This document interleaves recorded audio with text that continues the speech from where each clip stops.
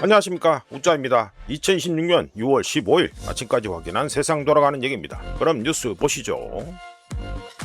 정청래 정권 짧다 발언에 청와대 내부석 개강, 당 쪼개자는 것인가. 아이, 끝내주네요. 어이쿠야, 탄핵까지 나오고 협박성 발언. 청와대 물밑 분위기 심각하다. 이재명은 불편한 신경. 이재명에 대해서 우자가 이미 여러 차례 말씀드렸습니다. 깊이 있는 간장 종지, 그리고 왔다리 갔다리 하는 거는 인스턴트 라면급이다 해가지고 계속 말씀드렸고요. 조승래는 왜곡이다. 예, 잘 돌아가는데. 잘 돌아가는데.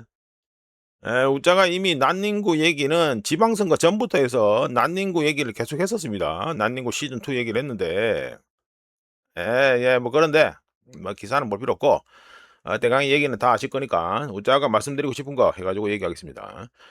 난닝구 시즌2가 본격화되려고 하고 있으니까 조금 얘기해보죠. 문재인이 때부터 해가지고 친문 친명은 원수지간이었다는 거 뭐 아는 분들은 다 아는 비밀이고요. 이재명이가 이 문재인이 아들 문준용이 취업 특혜권 쓱 들춘 바 있죠. 예, 그런 다음에 문재인이 또 어떻게 받아쳤습니까? 유명한 해경궁 김씨, 누군지 다 아실 겁니다. 해경궁 김씨건을 갖다가 쓱 던졌지요. 예, 그런 다음에 이제 대선 때가 다가오니까 무슨 또 일이 났습니까? 이재명 측에서 그러니까 이낙연이 비리건, 우자가 어떤 건인지 특정해서 얘기는 안 하겠습니다. 근데 이낙연의 비리건을 갖다가 쓱 해가지고 터뜨렸습니다. 까놓고 말해서 대놓고 터뜨린 거지 뭐. 예, 그러니까 어떻게 됐습니까? 이낙연 쪽에서 뭘 터뜨렸죠? 유명한 화천대유건을 갖다가 터뜨렸습니다. 그 이후에 이재명 건이 줄줄이 사탕으로 쭉 계속 나왔고요. 자, 이거 보시면 대충 눈치 까시겠죠. 지금 예전에 해가지고 그 이명박하고 박근혜하고 이명박 둘이 싸울 때 나왔던 얘기들, 그때 우려먹은 거, 그 당시에 더불어 전신이 뭐 민주당이냐? 거기서 해가지고 뭐 공주 거 우려먹고 MB 거 우려먹고 그랬죠. 그 우려먹은 소스가 다 어디서 나왔었겠습니까? 예? 더불어가 취재했겠어요? 아니에요. 전부 다 누구한테서 나왔냐면 당시에 치열하게 싸웠던 박근혜 그리고 이명박 박근혜 이 사이에서 나왔던 걸 갖다가 나중에 시간이 지나가지고 계속 우려먹은 겁니다. 이게 지금 똑같습니다. 지금 하는 게 이거 화천대유권의 대장동 집단, 그리고 뭐 이낙연이 이제 아웃됐으니까 뭐 패스하고, 그 다음에 문재인이는 아직도 해가지고 남아가지고 그러고 있으니까 둘이 계속 싸우고 있다. 그러니까 지금 정청래 이게 이 문재인이 쪽 아닙니까? 하여간에 또 얘기해보면 뭡니까? 요즘 그 우한폐렴 백신권 사망 관련해가지고 또 기사가 쭉 나오고 이랬죠. 이것도 뭡니까? 문재인이가 대선 때 해가지고 좀 서포트를 해줘야 되는데, 이재명 서포트 좀 해줘야 되는데 서포트를 해주지 않아서 그렇지요. 예, 그거는 뭐 일단 추정이지요. 추정인데, 예, 그렇게 서포트를 해주지 않았다. 무슨 서포터입니까? 대선 열리기 전에 돈 좀 풀으라 한 거 아니야. 지금처럼 돈 뿌리라는 거. 그거 안 해줘가지고, 그래가지고, 우한폐렴 백신권을 갖다가 요즘 해가지고 디비고 앉아있다. 그런 가운데 복지부 장관 그 여자는 그대로 또 자리에 앉아있고. 하여간 잘 돌아간다. 하여간에 넘어가가지고, 이재명의 경우 이번에 지방선거에서 이재명의 명픽이, 주요 경쟁지에서 다 떨어졌죠. 대표적으로 정원호입니다. 그리고 친문 쪽은 어떻습니까? 정청래가 지금 좌장이라 하게 되나 뭐 대표로 앉아 있다 하게 되나. 그러니까 정청래가 해서 끌고 있는 친문 쪽. 그러니까 지금 현재는 친청이라고 돼 있죠. 친청, 청이라 해야 되나? 정청래니까 친정명 이래 되네. 하여간 뭐 정청래 쪽이라 합시다. 정청래 쪽은 어떻게 됐습니까? 김경수랑 조국이가 이번에 물 먹으면서 희한하게 지방선거 결과만 보면은 무승부가 됐습니다. 정청래가 들고 나오는 게 지금 뭡니까? 1인 1표대죠? 1인 1표제 이걸 해가지고 득본 게 누굽니까? 이재명입니다. 이재명. 그때는 뭐라 떠들었습니까? 이재명이. 당원이 중심되는 어쩌고 저쩌고 해가지고 지금 대통령 자리까지 올라간 게 이재명입니다. 결론은 뭐 우짜가 예상하는 게 뭐다? 원래대로라면 이제 임기 2년 차인 이재명이 이 정청래를 압살해야 되는 게 원래는 맞습니다. 맞는데 지금 1인 1표제, 더불어의 경우 1인 1표제가 계속 간다. 요거 간다. 이러면은 우짜가 보기에는 정청래 승리 가능성이 높다. 이렇게 봅니다. 숫자에서 이재명 쪽이 밀려요. 민주주의니까. 예? 숫자 많은 놈이 장땡이 아닙니까? 예, 그러니까 거기 밀린다. 이거는 분명히 좀 체크해야 된다. 이렇게 말씀드립니다. 또 쓸데없는 거로 시간이 5 분이나 가버렸네. 이제 재선거 당론 못 정한 국힘 의원 단톡방서 이견 충돌도. 전면 재선거는 우짜 보기 힘들고요. 우짜는 이미 그때 문제 나왔을 때부터 얘기했습니다. 그러니까 우짜가 말한 거는 부분 재선거가 되겠죠. 그러니까 그 문제가 생긴 선거구들 투표용지, 그러니까 투표 마감이 되고, 그리고 무려 출구 조사까지 나왔음에도 불구하고 이후에 투표가 계속 진행된 것들, 이것들은 계속 분명히 아주 재선거가 이루어져야 됩니다. 오래되고 이거는 우짜 의견입니다. 그리고 재선거 불가는 말도 안 되는 소리고요.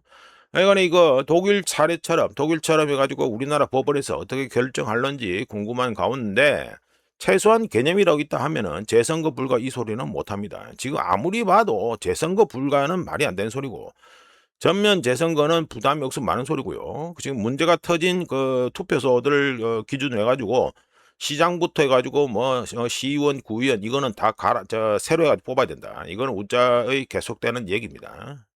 예, 주장이 되겠다 이게 됩니다. 이거 뭐 지금 보면 뭐 선거 뭐 부정선거론자 해 가지고 음모론 타령하고 자빠졌는데 우짜가 간단하게 얘기했고요. 지금 월드컵 열리는 거 거기 저거 지금 멕시코 우리나라 대표가 뛰었다는 과달라하라인가? 예, 거기 어떻게 됩니까?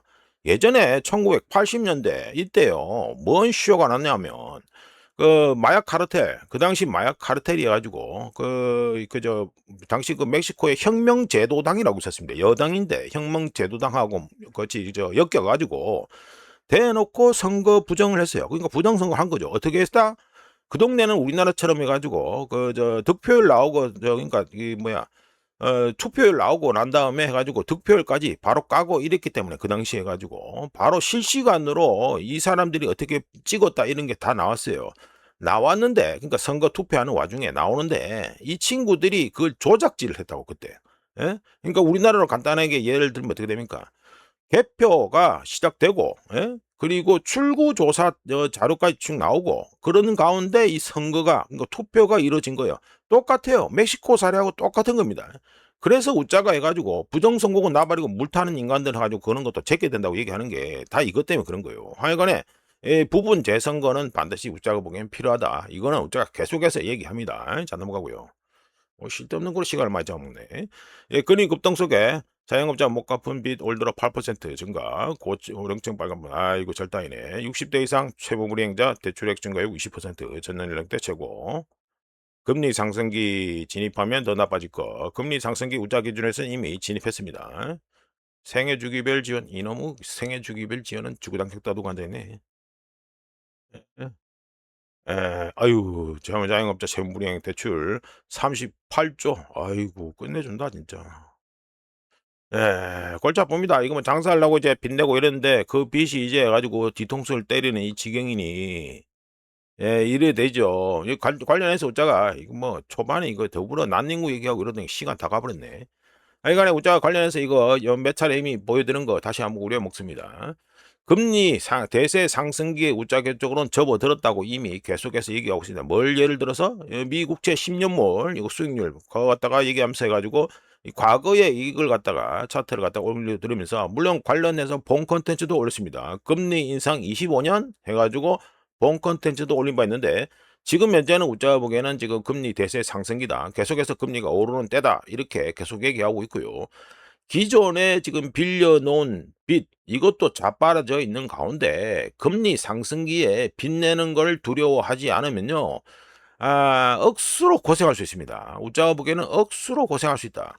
물론 웃자 예전에 뭐 고등학교 그리고 사회생활 처음 할 때 그때는요. 우리나라 이자만 해도 20% 가고 이랬습니다. 웃자는 거 경험해 봤습니다만. 그 웃자 윗세대는 뭐 다 경험을 해 봤죠. 그런데 웃자 밑에 세대만 해도 20 몇 퍼센트, 24%, 25% 이런 금리는 아마 보지를 못했을걸요. 한 80년대 이후에 태어난 사람들은. 그러니까 조심해야 됩니다. 빚내는 건 무서워하지 않는다. 나중에 시급할 가능성이 높다. 이거는 분명히 가지고 계속 말씀드립니다. 자, 넘어가고요. 자, 한미당국자 미국서 회동 원화 약세 대응 공조. 공조가 되겠냐? 공조 안 되지. 공조는 당연히 안 하고요. 예. 지금 원화 약세를 갖다가 지금 대놓고 원화 약세를 갖다가 밀어붙인 게 누굽니까? 이재명 아니에요, 이재명. 지금 돈을 벌써 2번이나 뿌렸어요. 예? 현찰을 2번이나 뿌렸다니까. 아이고, 여 나오네. 18일 한미 전략 투자 특별법 시행에 맞춰 정부가 대미 투자에 착수할 가운데 이래 착수할 가운데 이 말은 뭡니까? 올해 하반기에 해가지고 미국에 돈 퍼준다. 그러면 원화가 안정되겠어요? 안 되겠어요? 원화 환율이 별로 안정될 것 같지 않죠? 2천억 달러 규모 직접 투자 관련 한국 외환시장 불안을 야기해서는 안 된다. 상호 이해에 도달했다. 웃기 소리고요. 바로 돈이 나가고 있는데 뭘. 자, 올해 연말부터 해가지고 연말이 아니라 하반기 7월 달부터 해가지고 돈을 갖다 준다 이 말이 되겠습니다. 자, 넘어가서 중국 정부 채무가 100조 위안을 첫 돌파. 우리나라 돈으로 2경 2천조 원. 야, 5년 만에 2배로 늘어. 음성적 부채. 그러니까 이게 뭐 그림자 금융 얘기하는 거죠. 예, 그림자 금융을 갖다가 양성화한다. 이것도 우자가 이미 한번 소개시켜 드린 바 있습니다. 양성화한 영향도 있다 이 말이 되죠. 아시는 분들은 다 아시겠지만 중국의 지방 정부들은요. 지금 상당히 골치 아픈 상태입니다. 예, 부동산 값이 계속해서 예, 부동산이 땅 팔고 이래 가지고 그래야지만 이게 재정이 되는데 그게 안 되다 보니까 빚은 빚대로 내고 뭐 엉망진창인데 관련해서 우리가 과거 얘기를 좀 해볼게요. 글로벌 패권국으로 등장할 때 그 당시 미국은요 모든 면에서 정말 지금 중국하고는 비교가 안 될 정도로 엄청난 국가였습니다. 엄청난 국가 있고 근데 지금 현재 중국이 가지고 뭐 미국하고 중국하고 해가지고 원투로 다 먹는다 이런 얘기가 나오는데 2026년 현재 중국은요 이미 이거 뭐 100조 위안 이거 얘기하기 전부터 빚더미에 앉아 있었습니다. 이거는 뭐 다 아는 얘기고요. 그다 계기란다. 거기다가 또 무슨 문제가 있습니까? 미국은 여전히 해 가지고 이민을 받아들이기 때문에 인구 감소에서는 나름 불이합니다. 그런데 중국은 어떻습니까? 인구 감소가 이미 시작이 되었어요. 그리고 중국은 이민을 갖다가 적극적으로 받아들인 국가입니까? 아닙니까? 적극적으로 안 받아들이죠. 자, 이런 가운데 아직 글로벌 패권국에 올라서지도 못했는데 인구 감소까지 이미 시작되었다. 중국의 경우. 그러니까 지난 20세기 초에 미국이 전 세계 해가지고 패권을 먹겠다고 등장했을 때 그때 미국은요 정말 거의 먼치킨 수준이었습니다. 정말 끝내주는 수준이었다. 역사상 저런 국가는 없었다 이런 정도의 수준으로 해가지고 어마어마한 국가였어요 그때요. 그리고 아시다시피 2차 세계대전 끝난 후에 돈 돌리는 거는 전부 다 달러 베이스로 돈이 다 돌아가 있고 우자가 뭐 몇 차례 말씀드린 것처럼 혹시나 앞으로 해가지고 글로벌 디레버리징이 발생한다 이러면은 그의 주인공이 누굽니까? 달러 기반 부채, 달러 표시 부채가 디레버리징 된다는 겁니다. 이거는 달러 초강세, 우자견적으로는 달러의 초신성화라는 표현을 쓰는데 달러가 미친 듯이 올라가서 다른 통화 다 잡아먹고 막판에는 달러까지 터지는 경우, 예, 그런 경우까지 생각할 수 있는 게 뭐다? 글로벌 디레버리징입니다. 하여간에 말이 길어지는데 중국 정부 여기는 중국은 원래 빚더미 앉아 있었다. 이게 핵심이 되겠습니다. 그리고 인구는 이미 감소를 시작했다 이거고요. 자, 관련해서 유가 수수께끼와 중국이란 소제목을 해가지고 좀 말씀드리겠습니다. 쉘의 CEO인 사완, 예, 사완입니다. 사완 쉘 CEO는 12억 배럴에 달하는 원유가 시장에서 사라진 상태라면서 이번 원유 공급 부족의 사태, 원유 공급 부족 사태의 심각성을 구체적인 수치로 제시했고요. 뭐 여기 말고 쉐보론 말고도 많이 얘기하고 있습니다. 그러니까 우짜 같은 인간이 떠들어봤자 이빨에 안 먹히지만 이런 사람이 떠들면 이빨에 먹히니까 우자가 얘기하는 건데 수화는 공급 부족 현상이 매일 심화되고 있다고 했습니다. 이건 뭐 다 아는 얘기니까. 이런 가운데 미국의 원유 재고는 7주 연속 감소했고요. 전 세계 원유 생산 중 10% 이상이 계속해서 오프라인 상태입니다. 그런데 브렌트유 가격은 어떻습니까? 1배럴에 90달러 그 근처에 있죠. 자, 이렇게 주요 공급망이 물리적으로 차단된 상황에서 공급은 계속 부족하지만 기름 시장은 희한하게도 정상적인 모습을 보이지 않고 있습니다. 왜? 공급이 딸리면 수요는 그대로인데 공급이 딸리면 되겠습니까? 유가는 올라야 될 거 아니에요. 근데 유가가 생각만큼 안 오르잖아요. 그러니까 기름 시장이 현재는 정상적이지 않다고 할 수 있습니다. 관련해서 숫자를 잠깐 말씀드려보면 1979년 이란 혁명, 그러니까 2차 석유 파동이죠. 당시에 공급 차단 규모는 하루 평균 560만 배럴이었고요. 1990년 해가지고 사담 후세인의 쿠웨이트 침공 당시에 발생한 공급 차단 규모는 하루 평균 430만 배럴 수준이었습니다. 그런데 이 두 개를 합친 거와 비슷한 규모, 최소입니다. 최소 1979년과 1990년에 발생한 두 차례의 공급 차단을 갖다가 합친 거, 이거와 최소 비슷한 규모의 공급 차질 또는 공급 차단이 2026년 현재 벌어지고 있음에도 불구하고 유가는 거의 움직이지 않고 있죠. 관련해서 제가 지난주에 소개했던 이건데, 중국의 수입을 갖다가 폭감했다 이건데, 33%. 유가가 1배럴에 150달러에 도달하지 못하는 데에는 크게 봐서 전략 비축 이것도 있습니다만, 일단 수요 측면으로 봤을 때는 단 하나의 분명한 이유가 있긴 있습니다. 뭡니까? 오펙도 아니고요, 수요 이거 자체도 아니고, 평화에 대한 기대도 아니고, 단 한 명의 매수자, 단 한 명의 수입 국가가, 즉 중국이 의도적으로, 그것도 시간 제한적인 움직임을 보이고 있기 때문이라고 해석이 가능합니다. 유가가 150달러에 못 가는 거. 요거 관련해서 중국이 해가지고 수입량을 줄인 거, 폭감시킨 거 관련해서 대부분의 애널리스트들은 중국의 움직임을 반대로 해석해서 유가가 앞으로도 계속 약세를 보일 것이라고 예상하고 있는데요. 하지만 우짜가 보기에 중국도 용가리 통편은 아닙니다. 그리고 중국이 혹시라도 이 기름을 다시 사들이기 시작한다, 이러면 유가 상승의 가장 강력한 신호가 될 것이라고 우짜 개인적으로 예상해 봅니다. 자, 넘어가고요. 자, 요거는 비트코인 해가지고 ETF 자금 유출이다 해가지고 말씀드립니다. 자금 유출이 증가하고 있다 이게 되고요. 미국의 비트코인 ETF에서 6월 둘째 주까지 21억 달러의 자금이 유출되면서 계속 빨간 거 밑으로 찍고 있죠. 5월에 기록한 25억 달러 유출을 넘어설 것으로 예상되고, 이번 유출은 가장 큰 비트코인 ETF 뭐지요? ICS 비트코인 트러스트 ETF 해가지고 여기서 나오는 유출 영향이 컸는데, 블록락에서 해가지고 돌리는 거죠. ICS 비트코인 트러스트 ETF요. 6월 둘째 주에만 4억 140만 달러가 유출되면서 5주 연속 순유출을 기록했고요. 계속해서 찍고 있습니다. 덕분에 2025년 10월 이후 가장 긴 연속으로 유출을 기록한 데다가 2025년 10월 이후 이거 iShares 비트코인 트러스트 ETF 티커명은 IBIT인데, IBIT의 누적 순유출액은 42억 달러가 됐습니다. 올해 연초 이후에 연초 이후에 IBIT, 그러니까 iShares 비트코인 트러스트 ETF의 순유출은 4억 1240만 달러로 2024년에 368억 달러 순유입, 그리고 2025년에 248억 순유입, 이거에서 확실하게 반전이 되었다. 이때는 퍼는 거 많이 찍고 있죠. 퍼는 거 많이 찍고 있습니다. 근데 지금은 빨간 것 쪽으로 반전이 됐다, 이게 되겠습니다. 이제 넘어가고요. 트럼프 이스라엘의 레바논 공습에 서명 몇 시간 지연돼서 화가 났다. 몇 시간 지연은 아닐 것 같은데, 이란과 평화합의 매우 근접한 특별한 날이다. 모두 장 당사자 자제야. 네타냐후 비판 판단한 게 없다. 생일에 해가지고 이란과의 합의 서명.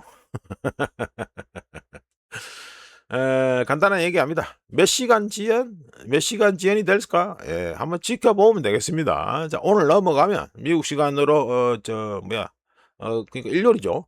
일요일 넘어가면 이제 무슨 또 변명을 하는지 한번 지켜봐야 되겠다. 자, 넘어가고요. 네, 그래가지고 하도 트럼프가 타고 맨날 거짓말하고 이러다 보니까 버전만 바꿔서 말 똑같은 말 계속하고 이러니까 사람들이 다 까먹은 얘기를 갖다가 우짜가 좀 잠깐 해보겠습니다. 미국과 이란 간에 현재 사인한다 만다 하는 그 MOU, 양해 각서의 본질은 뭡니까? 우라늄 농축, 그러니까 이란의 우라늄 농축, 그리고 이란에게 주는 전쟁 배상금, 그리고 일방적 제재, 그러니까 미국이 이란에 가하는 일방적 제재에 대해 논의하기 위해서 현재의 휴전 협정을 60일 더 연장하자는 겁니다. 기간을 더 연장하자는 게 미국 이란 MOU 양해각서의 본질 핵심입니다. 전제 조건으로 뭐가 주어지죠? 사인하면은 이란에게 호르무즈 해협 재개방하는데 30일의 시간을 또 주는 게 있습니다. 물론 이란 혁명 수비대는 재개방된다고 하더라도 호르무즈 해협을 통한 통행이 전쟁 전 수준으로 돌아가지 않을 것이라고 이미 못 박았고요. 한편 이 트럼프의 통박을 우짜가 추정해보면 호르무즈 해협을 완전 재개방하는 것이 아니라 호르무즈 해협이 잠깐 열리는 동안 페르시아만 안에 갇혀있는 배대를 빼내고, 그러니까 거기에 또 석유가 또 실려 있잖아요. 그리고 밖에서 대기 중인 유조선들이 페르시아만 안으로 들어가서 만땅 상태를 보이고 있는 페르시아만 산유국들의 저장 탱크를 다 털어서 60일 안에 나오는 것이라고 우짜는 트럼프의 통박을 추정해 봅니다. 자, 이럴 경우 혹시라도 60일 안에 가지고 기름을 빼오잖아요. 자, 이럴 경우에는 중간선거 열리기 전까지 글로벌 수요 파괴 이벤트, 정확하게는 서방까지 다 참여하는 수요 파괴 이벤트를 미룰 수 있습니다. 예, 요거는 미룰 수 있습니다. 요 빼내는 물량 다 합치면 빼내고 또 들어가서 나오는 물량 빼내고 또 새로 들어가서 빼내고 이러죠. 예, 그러면 대략 한 3억 배럴 이상이 빼낼 수 있습니다. 예. 그러니까 다 뭐 중간선거 전까지는 땜빵이 가능하다. 이 문제라기보다는 뭐 그런 트럼프의 통박이 있다. 우짜적으로 그래 추정을 해봅니다. 이제 넘어가고요. 자, 요거는 또 쉐보론 CEO 나와서 얘기한 걸 우자가 또 말씀드립니다. 나와서 떠든 거는 미국 시간으로 6월 13일 해가지고 떠들었습니다. 좀 줄여서 얘기할까?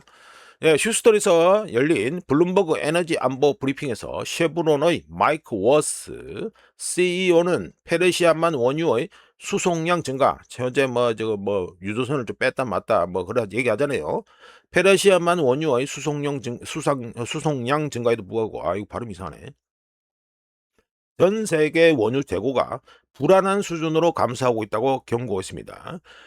워스 CEO는 이란전 초기 우려했던 가격 폭등을 막아낸 주요 원인으로 미국의 전략 비축유 방출 그리고 다른 국가들의 비축유 활용이었다 하면서, 하지만 비축량은 영원하지 않으며 원유 재고를 보면 평상시 수준의 안정적인 재고량에서 곧 불안정한 수준에 도달할 것으로 예상된다고 했습니다. 관련해서 우짜가 이 차트를 이미 몇 차례 계속 보여드리고 있죠. JP모건에서 추정한 해가지고 운영상 스트레스 레벨 그리고 운영상 플로 그러니까 최소 레벨입니다. 그게 68억 배럴이다 이게 됩니다. 그리고 9월달이라고 돼 있죠. 9월달이라고 JP모건에서 추정을 했었습니다.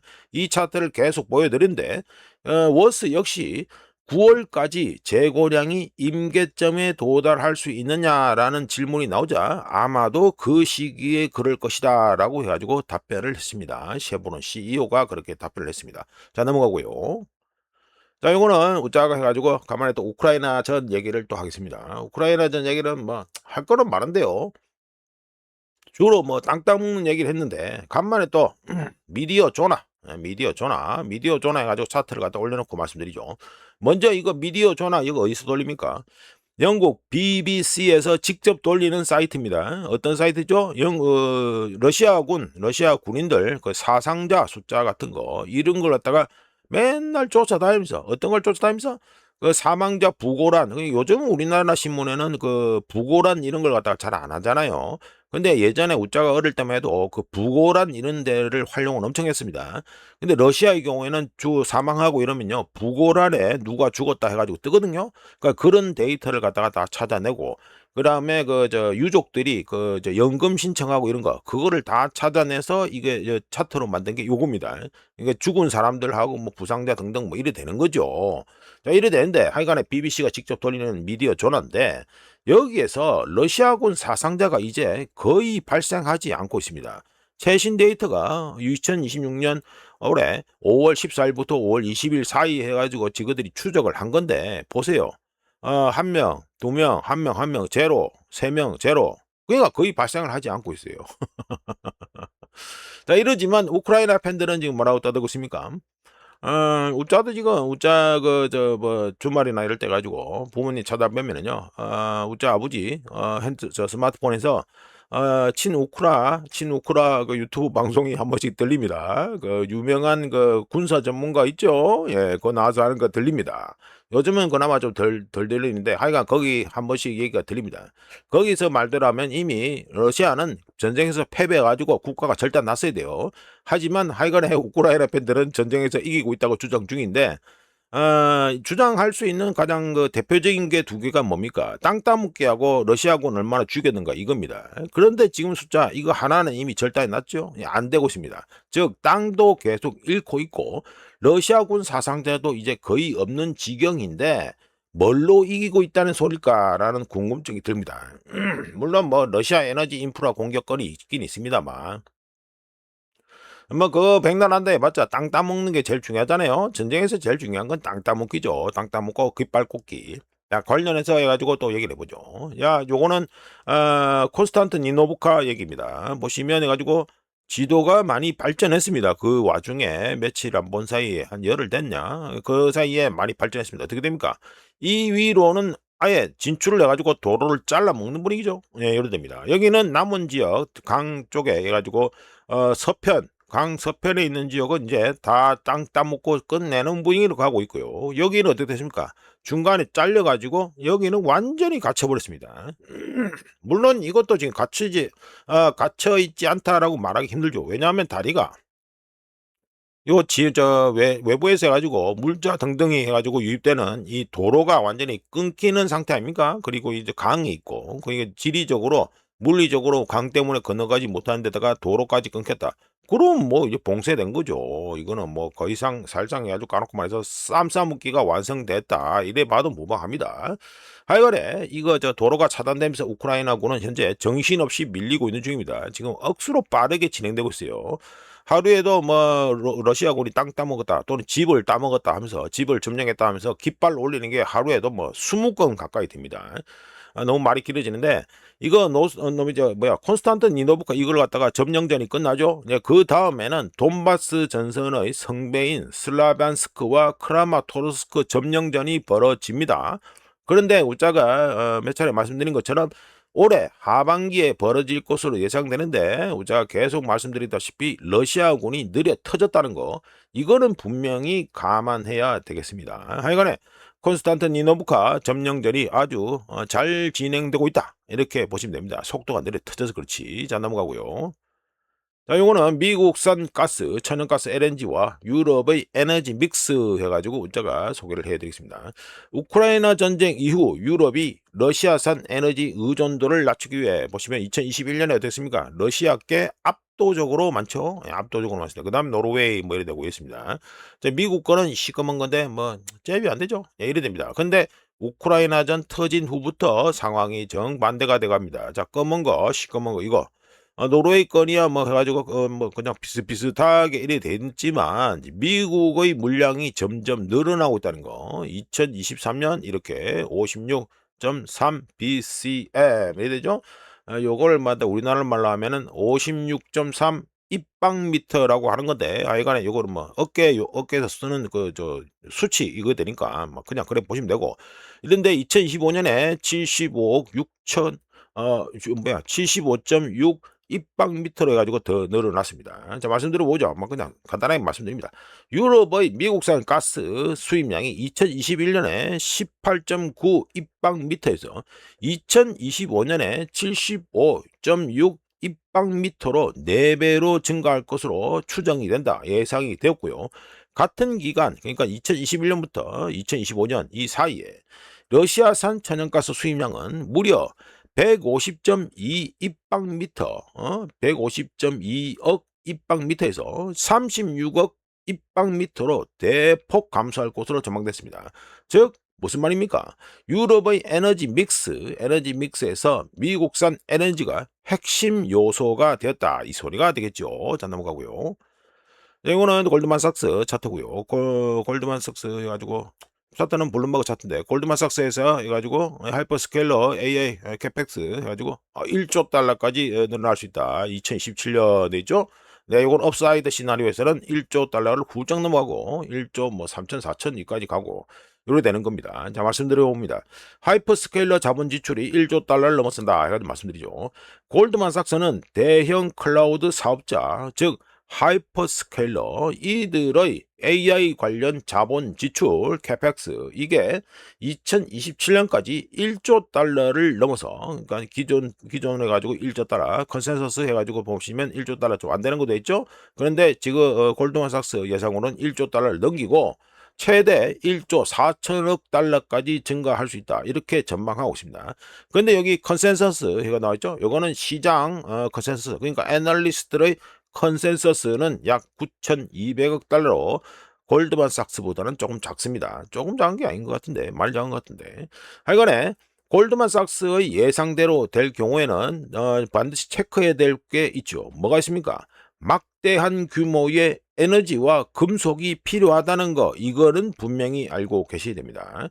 한편 스페이스X IPO 관련 리포트에서 골드만삭스는 미국 주식 전략 책임자, 자사의 미국 주식 전략 책임자인 벤 스나이더를 통해서 미국 증시의 기록적인 공모 규모가 현재 주식판의 강세장을 꺾을 가능성은 낮다 하면서 지속적인 수익 증가를 바탕으로 S&P 500 지수의 연말 목표치를 갖다가 골드만삭스에서는 8천으로 재차 제시했습니다. 자, 넘어가고요. 자, 이건 해가지고 AI도 인플레이션 유발 해가지고 말씀드립니다. 항상 그랬다시피 블룸버그 차트가 잘 나오기 때문에 블룸버그 해가지고 올려놓고 말씀드립니다. 미국의 5월 CPI 소비자 물가 지수가 2023년 봄 이후 처음으로 4%를 넘어선 가운데 주요 원인은 뭐가 되겠습니까? 이란전에 따른 유가 급등이죠. 하지만 눈에 보이지 않게 AI도 또한 영향을 미치고 있다. 인플레이션 상승에 영향을 미치고 있다. 이게 되겠습니다. 일반적으로 기술 제품, 그러니까 뭐 컴퓨터 등등 여기 있죠. 컨슈머 프라이스, 컴퓨터 소프트웨어, 액세서리 돼 있죠. 이런 거. 일반적으로 기술 제품은 가격이 하락하지요. 예, 하락하는 경향이 있습니다. 뭐 지금 계속해서 이거 가지고 0 밑으로 네거티브 테리토리에 계속 들어가 있잖아요. 이런데 AI 본격적으로 팔아먹기 시작한 이후부터는 뭡니까? 이게 마이너스 영역이 안에 있지 않고 계속해서 플러스 쪽으로 점점 더 기울기가 높아지고 있다. 가팔라지고 있다는 걸 알 수 있습니다. 2025년을 기점으로 소비자용 컴퓨터 소프트웨어 및 부품 가격이 급등하고 있고요. 또한 이건 뭡니까? 프로듀서 스프레드, 그러니까 생산자 가격 부분에서도 전자 부품과 액세서리 가격이 2026년 올해 들어서 2026년에 기록적인 수준으로 현재 가격이 폭발하고 있는 중입니다. 즉 무슨 말이죠?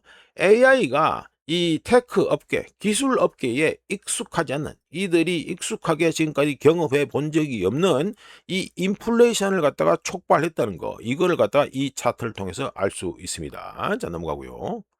자, 인플레이션 얘기했으니까 또 소비자 지출 관련 얘기를 또 해보죠. 자료는 데일리샷에서 나온 거고요.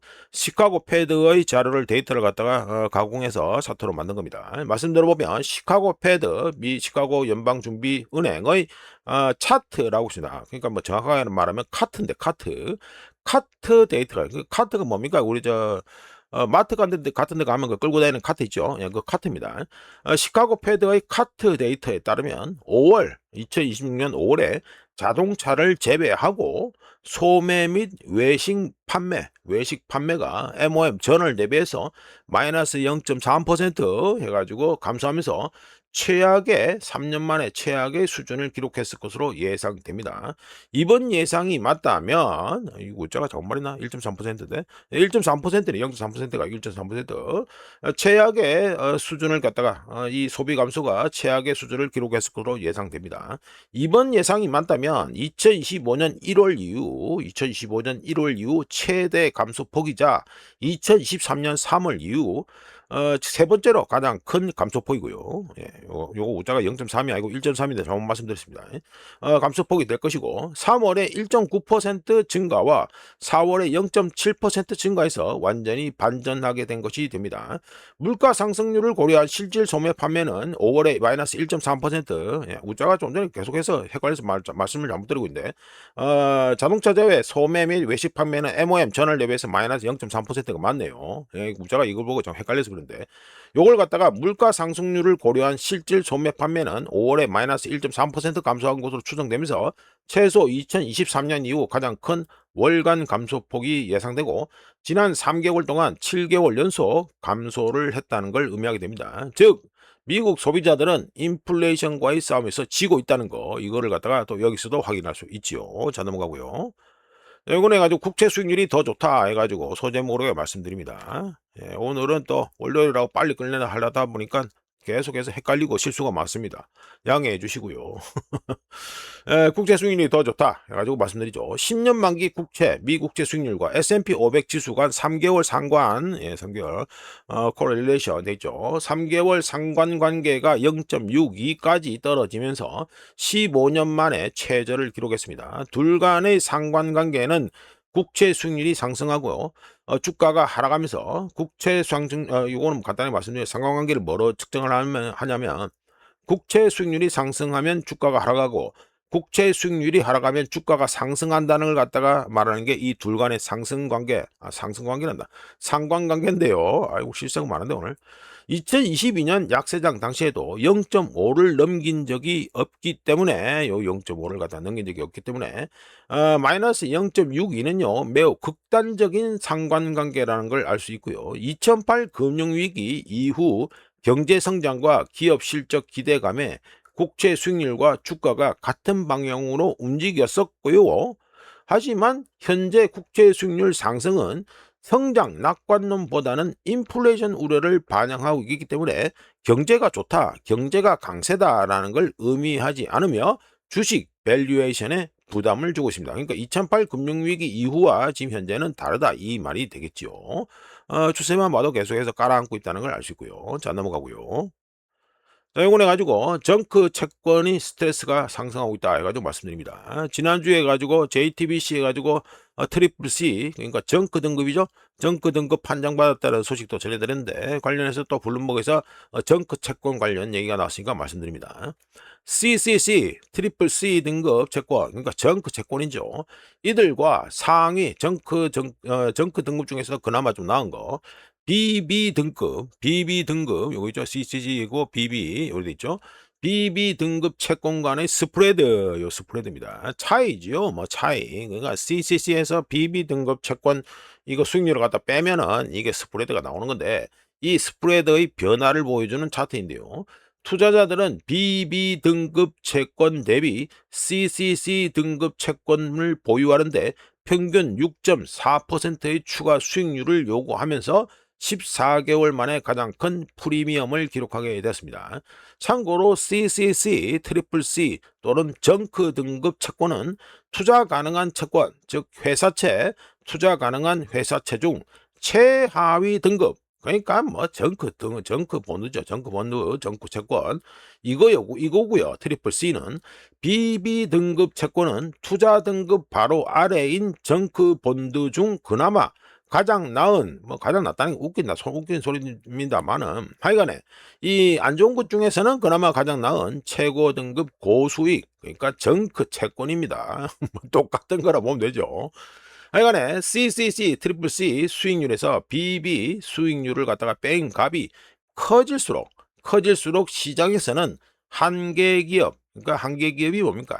부실 위험이 큰 기업이죠. 이들에 대해서 더 높은 리스크 프리미엄을 요구하고 있다는 걸 뜻합니다. 2024년 중반 이후 스프레드가 가장 많이 벌어진 가운데 신용펀드들은 뭐 우자가 뭐 3조 달러까지도 추정한다고 말씀드렸는데, 신용펀드들의 경우 2조 달러 규모의 레버리지 바이아웃으로 요 문제가 발생했고, 부채가 집중된 고위험 대출과 사모 대출 부분에 대한 더 큰 압박에 현재 대비하고 있다, 이렇게 말씀드릴 수 있습니다. 관련해서 채권 쪽 하면은 항상 떠오르는 회사 이름이 있죠. 핀코라고 있습니다.